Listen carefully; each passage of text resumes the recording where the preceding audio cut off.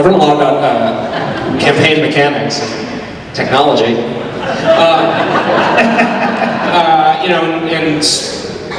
And everybody in the Republican Party sort of understands the buzzwords that they need to say, that they have data and digital campaigns and blah, blah, blah.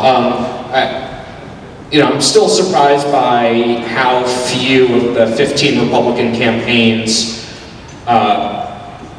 many of which are well-funded by any, objective or subjective measure, are running what I would think of, or as best I can tell, are running what I think of as a modern professional campaign. I mean, Jonathan and I were just the other day talking about, how many of these would sort of pass muster from a mechanics perspective as a well-funded congressional campaign, and, once you start counting them on one hand, I think you run out, and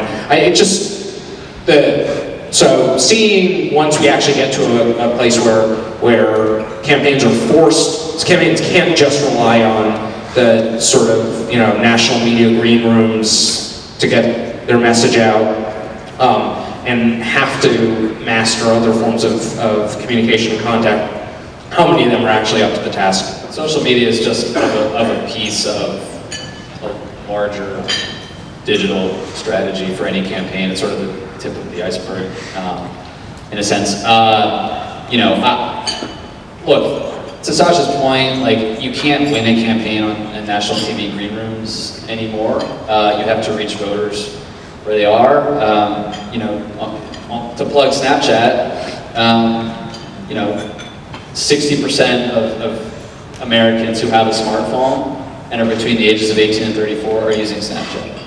And these are people who aren't watching TV. So I'm interested to see who starts to use digital in a credible way. If you're a campaign and you're spending money on Boston TV to reach New Hampshire Republicans, you're only reaching less than 3% of Republican primary voters. The waste on television is massive, because fewer and fewer people are watching live television. I agree. I mean, how many of you guys watch live cable news, non-sports on TV? Raise your hands. That's not bad. But I spoke at the University of Texas last weekend and asked the same question, and one person raised their hand in a room of 400 people. Yeah. When I asked them to say how many of you use Snapchat, everyone raised their hands. How often are you on Snapchat? Over an hour a day. So, who's using it well? Just to answer your question, I think Hillary has a decent campaign.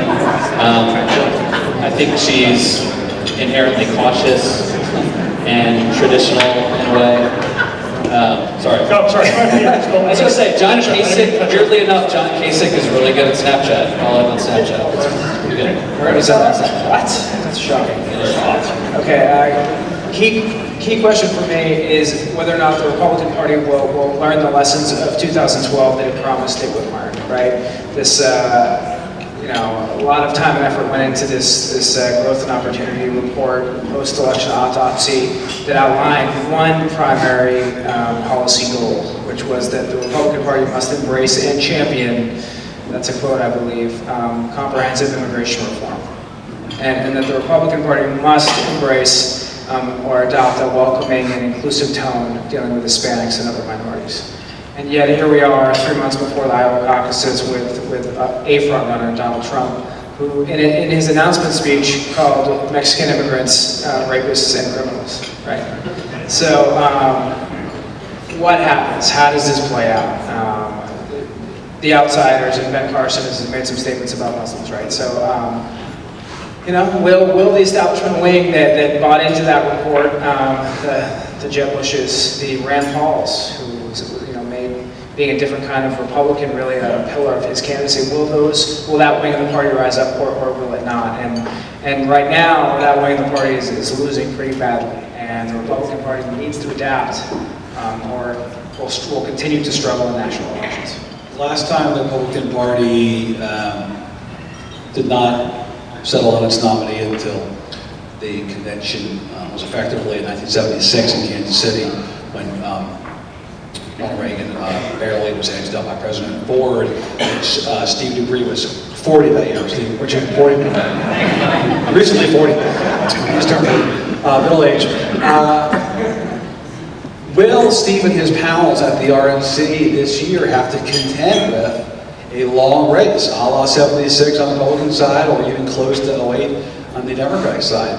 Like, we in the press always kind of wonder, is this going to be the year it goes to a convention? I think it's fairly ripe this time, if not to go to a convention, to go well into the spring. And you see candidates that have the financing and the motivation to keep the race going for a while. I'm not sure it's going to be 76, let alone 08, Obama and Clinton, but it's going to go for a while. And the question to me that I'm fascinated by is how long. On the Democratic side, can Hillary generate the kind of enthusiasm that Bernie has organically in this state and in Iowa to win one of those two? And just what does her campaign look like if she starts out over two? Like, she's very strong in Nevada and South Carolina, so it's not like she can't run the ship. What does the sort of Democratic candidate look like if she starts out over two? Or can she mitigate it by saying, look, those states don't reflect the country as a whole, no offense. Once we get to Nevada, South Carolina, I'm going to turn this thing around. I just think seeing what Bernie can do in the first two could really tell us a lot about how confident Democrats are in Hillary.